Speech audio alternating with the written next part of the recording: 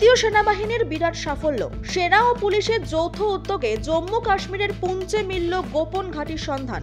জঙ্গিদের গোপন ঘাঁটি থেকে উদ্ধার হয়েছে বেশ কিছু অস্ত্র এবং বিস্ফোরক। সূত্রের খবর, সোমবার ভোররাত থেকে কাশ্মীরের বিস্তীর্ণ এলাকায় চিরুনি তল্লাশি চালায় সেনাবাহিনী ও পুলিশ। তল্লাশি চালিয়ে জেলার সুরানকোট জঙ্গলে জঙ্গিদের ঘাঁটির খোঁজ মেলে। 5টি বিস্ফোরক, ইম্প্রোভাইজ এক্সপ্লোসিভ ডিভাইস এছাড়াও টিফিন বক্স ও স্টিলের বালতি ভর্তি বিস্ফোরক উদ্ধার করে সেনাবাহিনীর যৌথ উদ্যোগে উদ্ধার করা হয়েছে বেশ কিছু অত্যাধুনিক ডিভাইস।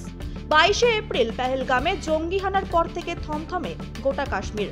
মুহুর্মুহু তল্লাশি অভিযান চলছে গোটা উপত্যকা জুড়েই। বেশ কয়েকজন জঙ্গির বাড়িঘর উড়িয়ে দেওয়া হয়েছে। তবে এবারে জঙ্গি ঘাঁটির খোঁজ মেলায় বড় সাফল্য দেখছে সেনাবাহিনী ও পুলিশ।